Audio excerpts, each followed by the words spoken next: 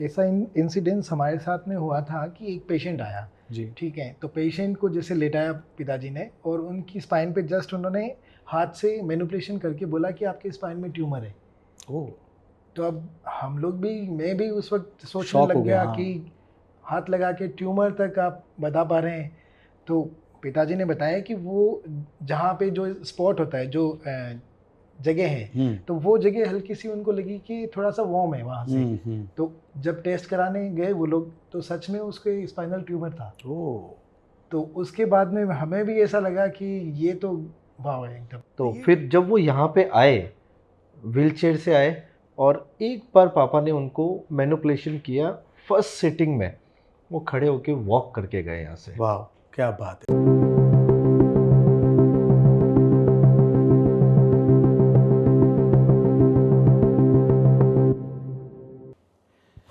नमस्कार दोस्तों, जोधपुर पॉडकास्ट के नए एपिसोड में मैं रेक्स आप सबका स्वागत करता हूं। और मैं हमेशा कहता हूं कि हमारे पॉडकास्ट में बहुत काम की चीज़ें आपको मिलने वाली है। आज भी पॉडकास्ट को आखिरी तक देखिएगा और कैसे आप अपने शरीर के दर्द को थोड़ी सी सावधानी से, थोड़ा केयर करके कम कर सकते हैं। क्योंकि आज मैं जिन दो डॉक्टर्स के साथ में मुलाकात करने वाला हूं, उन्होंने अपने दादाजी, पिताजी और अपने चाचा से प्रेरणा लेकर कई लोगों को शारीरिक दर्द में मुक्ति देने में मदद की है, उनके शारीरिक दर्द को कम किया है, उसका निवारण किया है।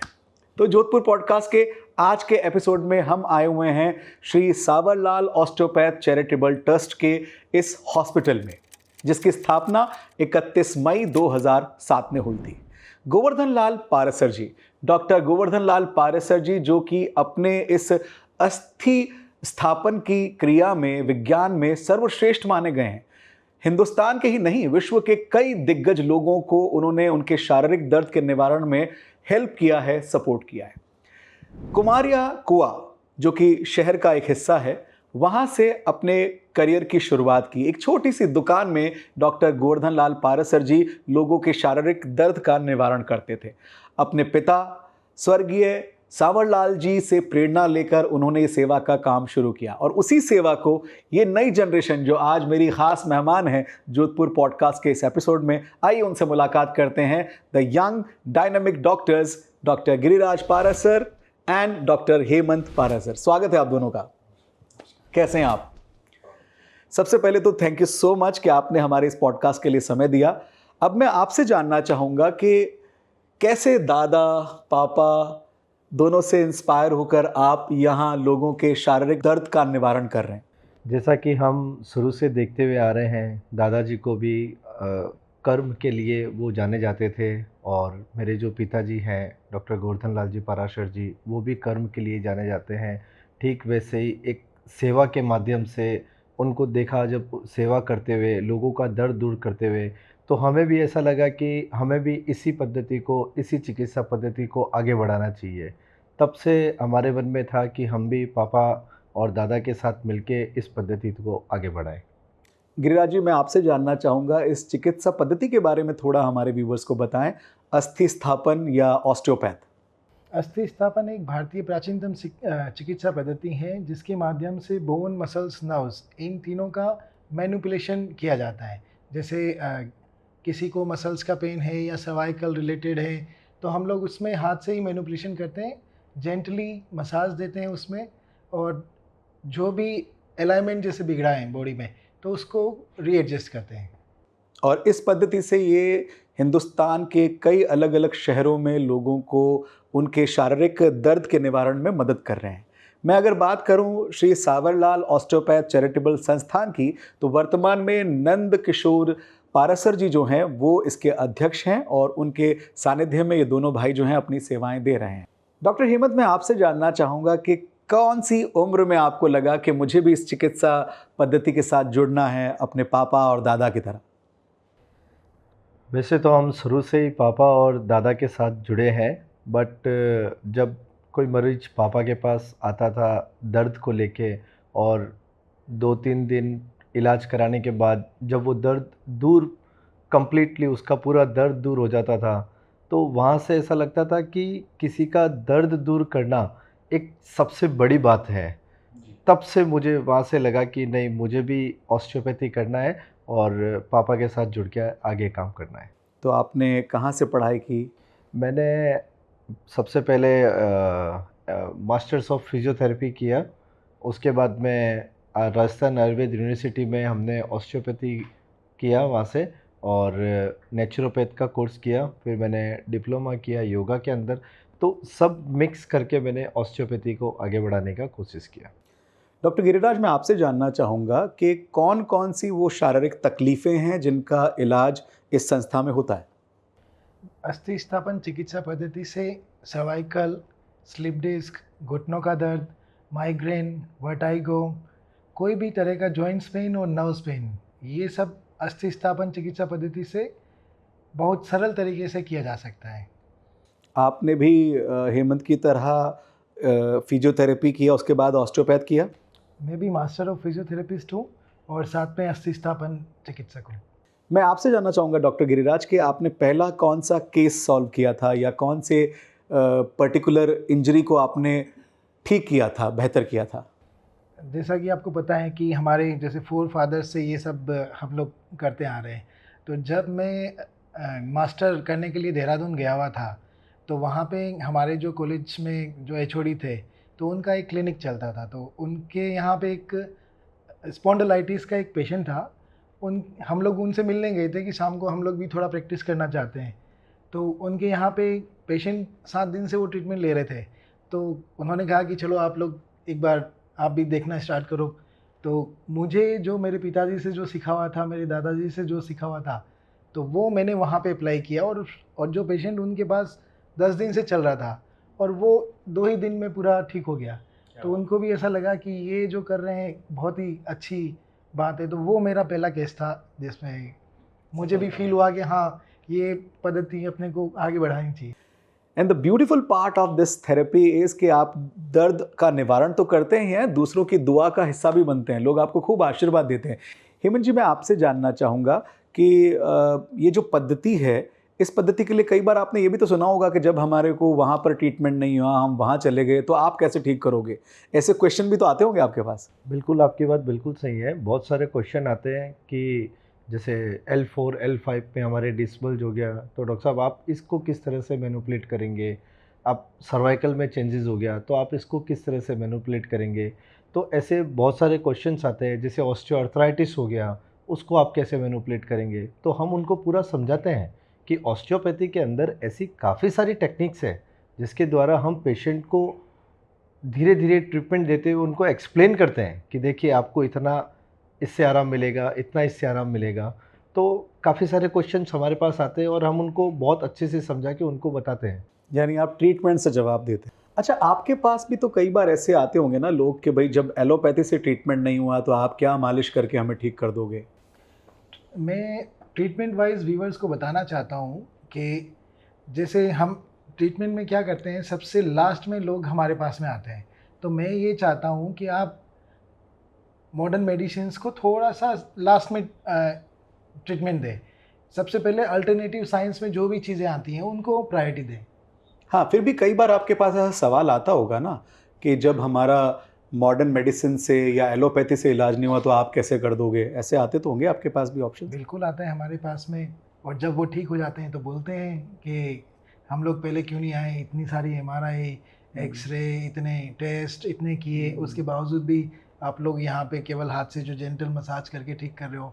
तो ये तो हम लोग भी यही समझाना चाहते हैं कि आप उन सब से पहले एक बार हमें मौका ज़रूर दीजिए। अच्छा, मैं आपसे जानना चाहूँगा, कई लोग ये बोलते हैं कि आपने कहाँ से मालिश कराई, आपने तो और ज़्यादा ख़राब कर लिया इस तकलीफ़ को। क्या आपके साथ में भी ऐसा कहीं होता है? मैं आपको बताना चाहता हूँ कि जो भी पद्धतियाँ बनी हैं, जो भी पूरे वर्ल्ड में जो भी पद्धतियाँ, उनकी एक लिमिटेशन होती हैं। कहीं ना कहीं एक लिमिट के बाद में उसका भी काम आप नहीं कर सकते। जैसे और लिमिट क्या होती हैं वो तय करना सिर्फ डॉक्टर का काम है। राइट। ठीक है, जैसे हमारे पास आया कोई केस, घुटना एकदम ही ख़राब हो गया उसका, तो जिसका ऑपरेशन है हम लोग उसको ऑपरेशन ही बोलेंगे। हाँ। और जिसको नहीं है हम लोग ठीक कर सकते हैं, वही हम लोग करते हैं।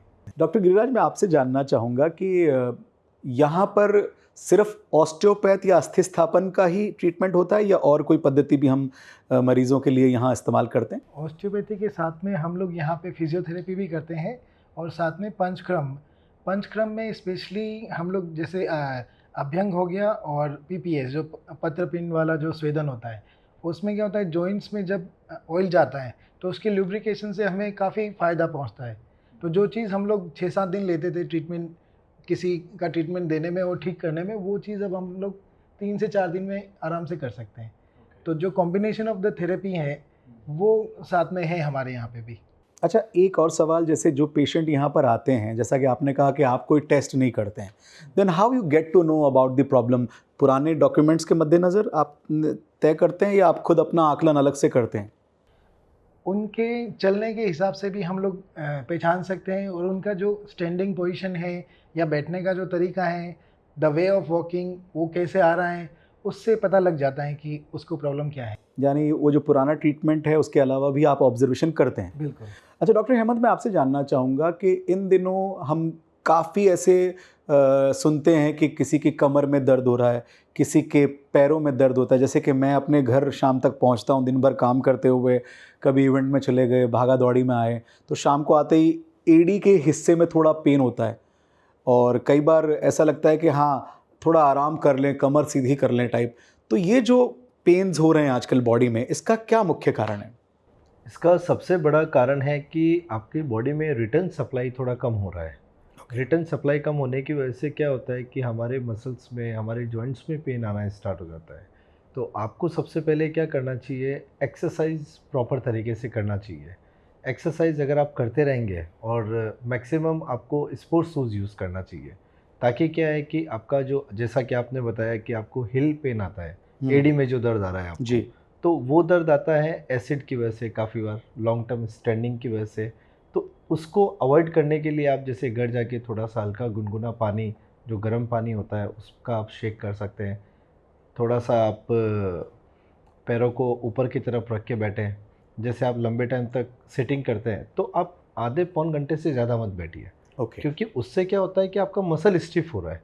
जब आपका मसल स्टिफ होगा तो नेचुरली वो ब्लड सप्लाई को बंद कर देगा। ओके। और अगर ब्लड सप्लाई नहीं जाएगा पैरों में तो नेचुरली आपका पेन का कारण बनेगा, क्योंकि पेन की जो डेफिनेशन है वो यही है, इरेगुलर ब्लड सप्लाई। तो आप कैसे उससे बचें, मतलब क्या ध्यान रखें हम? आप हर आधे पौन घंटे में थोड़ा सा, जिससे आप ऑफिस वर्क कर रहे हैं, और हर आधे पौन घंटे में आप थोड़ा सा खड़े होके थोड़ा 10-15 कदम, 20 वॉक कर कदम लें। थोड़ा वॉक कर लें, ताकि आपके बॉडी में ब्लड सप्लाई बढ़ा रहे। सेकंड थिंग, आप एक्सरसाइज ज़रूर करें मॉर्निंग में। एक्सरसाइज जितना अच्छा करेंगे उतना आपका स्पाइन फ्लेक्सिबल होगा, ओके। और जितना अच्छा स्पाइन फ्लेक्सिबल होगा उतना बॉडी में सर्कुलेशन अच्छा होगा। डॉक्टर गिरिराज, मैं आपसे जानना चाहूँगा, संस्था में जो इलाज होता है उसकी क्या प्रक्रिया है और कितने बजे अस्पताल खुलता है? कौन कौन से दिन अस्पताल में यहाँ सेवा होती है और क्या क्या व्यवस्थाएं हैं जो पेशेंट्स को यहाँ मिलती हैं? हमारे संस्थान में लागत मात्र पे इलाज किया जाता है। मात्र 100 रुपये में हम लोग पेशेंट का ट्रीटमेंट देते हैं। सुबह 9 बजे से स्टार्ट होता है और दोपहर को 1 बजे तक, और फिर आफ्टरनून वापस लंच के बाद 3 से 5 बजे तक। ये 100 रुपये जो आपने बताया, ये एक टाइम की फीस है? ये एक ही टाइम की है। उसके बाद? हाँ, उसके बाद नहीं, जब आप ट्रीटमेंट लेंगे तब तब वो 100 रुपीज़ लगेंगे उसके पर ट्रीटमेंट? पर ट्रीटमेंट। ओके। और रहने के लिए कोई, जैसे क्योंकि कई बार हम देखते हैं कि दूसरे शहरों से भी लोग यहाँ आते हैं, तो उनके लिए कोई सुविधा यहाँ पर? पेशेंट के रुकने के लिए हमने यहाँ पे जनरल वार्ड भी है हमारे पास में, और रूम्स भी बनाए हैं हमने, क्योंकि पेशेंट जोधपुर के ही नहीं पूरे भारतवर्ष से हमारे यहाँ पे आते हैं, तो उनको परेशानी ना हो इसके लिए ही संस्था का गठन किया गया था। और संस्था के गठन के बाद में और हॉस्पिटल जो हमने यहाँ पे बनाया है संस्था के अंतर्गत, उसमें यही चलता है। ओके। अच्छा, मैं आपसे ये भी जानना चाहूँगा डॉक्टर गिरिराज कि इन दिनों आपके पास जो पेशेंट्स आ रहे हैं उनको कौन सी शारीरिक दिक्कत ज़्यादा है? अभी जैसे अपन कोरोना के बाद में या कोविड के बाद में जो अपन बात करते हैं, तो सबसे ज़्यादा पेशेंट को AVN, जो वास्कुलर नेक्रोसिस एक प्रॉब्लम होती है, जिसका हिप जॉइंट में ब्लड सप्लाई कम हो जाता है, जिससे अपना जो हिप जॉइंट की जो बॉल होती हैं वो धीरे धीरे ख़राब होने लगती हैं, गल जाती हैं अंदर से। ओके। तो उसके पेशेंट सबसे ज़्यादा हमें देखने को मिले हैं। हर 100 में से कम 10 जने के ये कोविड एवियन हुआ ही है। इसके अलावा किसी को फ्रोजन शोल्डर हुए हैं, तो फ्रोजन शोल्डर के भी केसेस काफ़ी सारे बढ़े हैं कोविड के बाद में।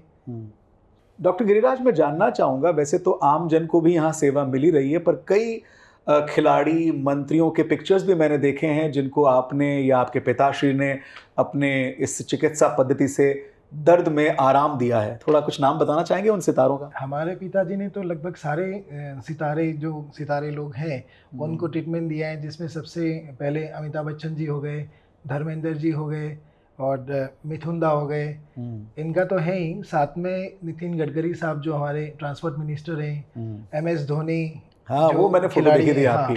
उनका हाल ही में पे शायद आप गए थे ना? हाल ही में मैंने ट्रीटमेंट किया उनका। अरे वाह। और साथ में सचिन तेंदुलकर को जब टेनिस एल्बो हो गया था तब भी हम लोग गए थे उनको देखने। अरे वाह, क्या बात है। सचिन से मुझे याद आया कि आपने मुंबई में भी पारासर हीलिंग नाम से अपना संस्थान जो है वहाँ पर भी ओपन किया है, क्योंकि कई सारे राज्यों से इनके पास कॉल्स आए कि हमें इस पद्धति के साथ इलाज चाहिए। तो उसी कड़ी में पहला प्रयास किया गया मुंबई में पारासर हीलिंग के साथ। कहाँ पर है ये वहाँ पर मुंबई में? पारासर हीलिंग सेंटर हमारा गोरेगांव में है। गोरेगांव में है, तो वहाँ पर भी आप अपना, अगर आप वहाँ के व्यूअर हैं और आप वीडियो देख रहे हैं तो वहाँ पर भी आप ट्रीटमेंट ले सकते हैं।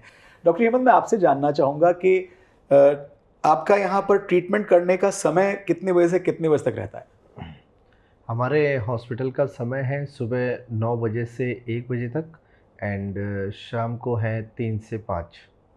और संडे ऑफ रहता है। संडे हमारा जो IPD पेशेंट है, जो एडमिट पेशेंट रहते हैं, हम उनका इलाज करते हैं सुबह 10 से 12 के बीच। मैं भी एक बार क्रिकेट खेल रहा था, तब मेरे यहाँ हाथ पे बहुत दर्द हुआ था and I request both the young doctors and बहुत आराम मिला। तो मैंने एक सवाल उस टाइम पे भी पूछा था इनसे, आज वापस पूछ लेता हूँ कि वो जो आप तेल की मालिश करते हैं वो तेल किस चीज़ का है?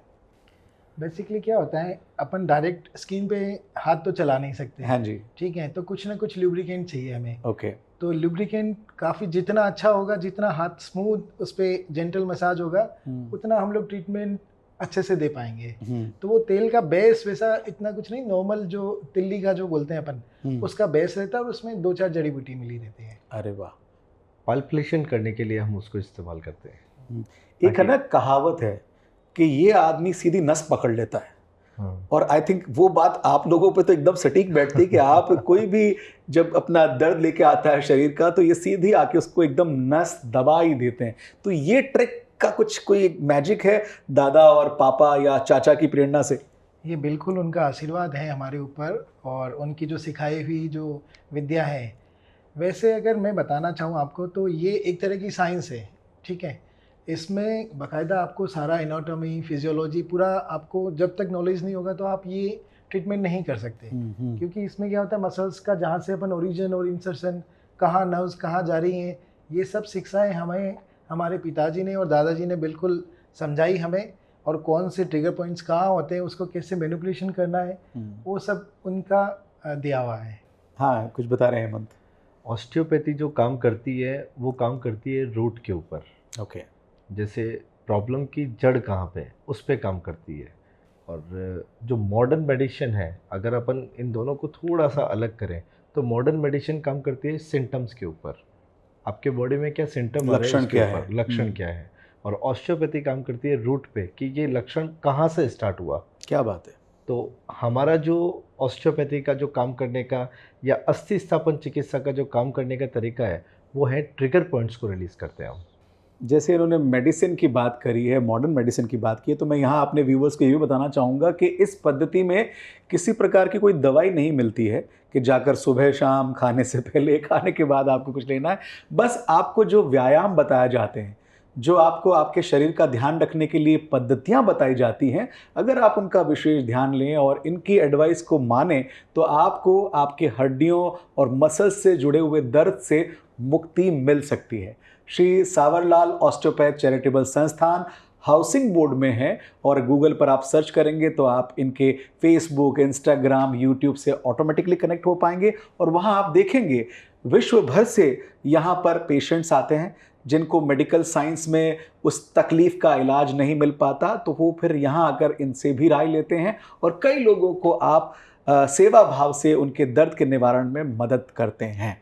मैं आप दोनों से जानना चाहूँगा कि ये आपका पेशेंट को देखने का जो टाइम है, उसके अलावा आप जब खाली समय होता है तो आप क्या करते हैं? या फिर मैं सवाल को ऐसे पूछूं कि अगर आप डॉक्टर नहीं होते दोनों भाई तो क्या बनना चाह रहे थे? पहले हेमंत। मुझे क्रिकेट खेलना बहुत पसंद है। अच्छा। और अगर मैं डॉक्टर नहीं बनता तो तो स्पोर्ट्स हो सकता है पर्सन। मैं स्पोर्ट्स पर्सन, मैं क्रिकेट जरूर खेलता। पर आज तो आप कई क्रिकेटर्स को हेल्प भी कर रहे हैं, उनको ठीक करने में। मैं देखता हूँ यहाँ पर रणजी बिल्कुल। के प्लेयर भी, इंडियन क्रिकेट टीम के प्लेयर्स भी आते रहते हैं। और मैंने सुना आप गाते भी बहुत अच्छा हैं, बिल्कुल। तो वो शौक भी आपका कमाल का है। वो शौक एक्चुअली जब कोविड आया, तो कोविड में आने के बाद में फिर घर पे थे सब जने, तो ऐसा कुछ था नहीं कुछ करने के लिए, तो ऐसे ही पापा को भी अच्छा लगता था गाना सुनना भी अच्छा लगता था। यस। तो स्टार्ट किया पापा के साथ में धीरे धीरे गुनगुनाना गाना। अच्छा। तो फिर कुछ गाने इतने अच्छे लगे पापा को कि वो बार बार सुनते थे, वो सिर्फ मेरे से ही सुनते थे अरे कि वाह, नहीं ये सिर्फ ये गाना तेरे से ही सुनना है मुझे। तो वहाँ से धीरे धीरे शुरुआत हुई गाने की। क्या बात है। और गिरिराज जी, अगर मैं आपकी बात करूं तो अगर आप डॉक्टर नहीं होते तो क्या होते? अगर मैं डॉक्टर नहीं होता तो मुझे जैसे ड्रम बजाना बहुत अच्छा लगता है। अरे वाह। ठीक है, और साथ में सिंगिंग, जैसे भाई ने बोला हाँ, आप कि भी गाते हैं। हाँ, तो वही प्रेरणा तब से मिली है। और आगे जो सिंगिंग की है वो रेक्स भाई से मिलती जा रही है मुझे। So kind of you. जैसे आप दोनों ने जिक्र किया कि दादा और पापा, डॉक्टर गोवर्धन लाल पाराशर जी इस दुनिया में भली ना हो पर उनका आशीर्वाद हमेशा आपके और संस्था के तमाम लोगों के साथ है। और चाचा जी नंद किशोर जी भी इस भूमिका को बेहद अच्छे तरीके से निभा रहे हैं। कोई ऐसा इंसिडेंट आप बताना चाहेंगे पापा से जुड़ा हुआ, जहां आपको ऑस्टियोपैथ या इस पद्धति के बारे में कुछ वाव या यूनिक जानने का मौका मिला? कोई ऐसा इंसिडेंट? ऐसा इंसिडेंस हमारे साथ में हुआ था कि एक पेशेंट आया। जी। ठीक है, तो पेशेंट को जैसे लेटाया पिताजी ने, और उनकी स्पाइन पे जस्ट उन्होंने हाथ से मैनिपुलेशन करके बोला कि आपके स्पाइन में ट्यूमर है। ओह। तो अब हम लोग भी, मैं भी उस वक्त सोचने शॉक हो लग गया, गया हाँ। कि हाथ लगा के ट्यूमर तक आप बता पा रहे हैं। तो पिताजी ने बताया कि वो जहाँ पे जो स्पॉट होता है, जो जगह है, तो वो जगह हल्की सी उनको लगी कि थोड़ा सा वार्म है वहाँ से। तो जब टेस्ट कराने गए वो लोग, तो सच में उसके स्पाइनल ट्यूमर था। ओह। तो उसके बाद में हमें भी ऐसा लगा कि ये तो वाह है एकदम। ये ईश्वर तो की पिताजी कृपा है। की- ये, हाँ, हाँ, ये ये ईश्वर की कृपा है, अनुभव है और बड़े बुजुर्गों का आशीर्वाद है। आपका कोई ऐसे इंसिडेंट? बिल्कुल। एक पेशेंट आए थे महाराष्ट्र से, और वो जब यहाँ पे आए थे तो व्हील चेयर पे आए थे। उससे पहले उनको 2 महीने तक वो पूरा बेड रेस्ट पे थे। इवन बड़े बड़े ऑर्थोपेडिशियन, न्यूरो सर्जन, उन सब ने बोल दिया था कि आपको ऑपरेशन ही होगा, ऑपरेशन के अलावा कोई आपका उपचार नहीं कर पाएंगे। तो वो जब यहाँ पहुँचे जोधपुर, किसी ने बताया उनको पिताजी के बारे में कि आप गोवर्धन लाल जी पाराशर जी जाके मिलिए एक बार। तो उन्होंने भी एक हिम्मत हार चुके थे वो, कि मैंने इतना सब कुछ ट्रीटमेंट करा लिया, उसके बावजूद ऐसा कौन है जो मुझे ठीक कर सकता है। तो फिर जब वो यहाँ पे आए, व्हीलचेयर से आए, और एक बार पापा ने उनको मैनिपुलेशन किया, फर्स्ट सिटिंग में वो खड़े होके वॉक करके गए यहाँ से। वाह, क्या बात है। एंड मैं उनका नाम जरूर बताना चाहूँगा, मधुकर भावे साहब, अरे वाह, जो जो महाराष्ट्र के बहुत ही बिल्कुल फेमस जर्नलिस्ट हैं। बिल्कुल, जो लोकमत के बहुत बड़े संपादक हैं। और आज भी भावे साहब जो हैं यहाँ के कार्यक्रमों में हिस्सा लेते हैं और लोगों को अपने जीवन से मिली प्रेरणा से जोड़ते भी हैं। इस संस्था में कई सामाजिक कार्य भी समय समय पर ये संस्था करती रहती है। आप कभी भी अगर आप शारीरिक किसी दर्द से परेशान हैं तो एक बार आप विजिट करने ही ज़रूर पधारें इस संस्था में, और क्या पता आपके शारीरिक दर्द का निवारण आपको यहाँ मिल जाए। मुझे तो इन दोनों भाइयों से बात करके बहुत अच्छा लगा। आपको हमारा आज का पॉडकास्ट कैसा लगा आप ज़रूर से कमेंट बॉक्स में बताइएगा, और ये सारी इन्फॉर्मेशन जो है उन लोगों से शेयर कीजिएगा जो अपने शारीरिक दर्द से परेशान हैं। जाते जाते कुछ ऐसी बातें जो आज की हमारी जनरेशन और वो लोग जो शायद अपने शरीर का ध्यान सही से नहीं रख पाते हैं, उन सब के लिए इंस्पायरिंग हो। तो मैं आपसे जानना चाहूँगा, एक एक करके आप दोनों भाई हमें बताएं कि इस वर्तमान परिप्रेक्ष्य में हम कैसे ध्यान रखें, किन किन बातों का ध्यान रखें अपने शरीर को स्वस्थ रखने के लिए। जैसे हम सबके पास एक ही दिन है, एक ही दिन का मतलब 24 घंटे हैं। राइट। अगर हम 24 घंटे में से 1 घंटा हमारे शरीर को देंगे तो ये शरीर आपको 23 घंटे देगा। क्या बात है। अगर आप उस बात पे काम करेंगे, एक्सरसाइज, आप वॉटेवर, आप कुछ भी करिए, एक्सरसाइज करिए, आप थोड़ा वॉक करिए, हल्की फुल्की सूर्य नमस्कार करिए। अगर आपकी बॉडी आपको एडजस्ट करती है या अप्लाई करती है या बोलती है कि हाँ मैं एक्सरसाइज के लिए रेडी हूँ, तो आप एक्सरसाइज करिए। तो आप 24 घंटा में से 1 घंटा अगर आप अपने शरीर को देंगे तो ये शरीर आपको 23 घंटा बहुत खुशी से देगा। ये ऐसा कहते हैं ना कि विटामिन डी की कमी होने से भी हड्डियों में काफ़ी प्रॉब्लम आती है, तो क्या उसके लिए कोई सलाह आप देना चाहेंगे? विटामिन डी का ऐसा है, सुबह जैसे भाई ने बताया कि 1 घंटा एक्सरसाइज, 1 घंटे एक्सरसाइज में अगर थोड़ा सा समय अगर सूर्य की रोशनी में किया जाए तो विटामिन डी का कभी कम हो ही नहीं सकता आपका। वो विटामिन डी का सबसे बड़ा सोर्स सन ही है। अच्छा, जैसे आजकल कई लोग कॉर्पोरेट में काम करते हैं, कंप्यूटर के सामने बैठे रहते हैं, चेयर पे बैठे रहते हैं, उन लोगों के लिए कोई सलाह? पोस्चर का तो सबसे ज़्यादा इम्पोर्टेंट रोल है, क्योंकि पोस्चर से ही सारी चीज़ें होती हैं। पोस्चर से सर्वाइकल होता है, स्लीप डिस्क होती हैं, आपके बैठने के तरीके, आपके सोने के तरीके, इन सब का तो पोस्चर अच्छा होना ही चाहिए आपका। आपकी कोई सलाह पोस्चर को लेके हेमंत जी? जैसे कि अभी आप मुझे देखेंगे, मैं खुद एक क्वेश्चन लेके बैठा हूँ। ये क्यों लेके बैठा हूँ? ताकि मेरी स्पाइन सीधी रहे। अगर मेरा स्पाइन सीधा रहेगा तो मेरी ब्लड सप्लाई नॉर्मल रहेगी। अब मैं जितना लंबा बैठना चाहूँ मैं बैठ सकता हूँ।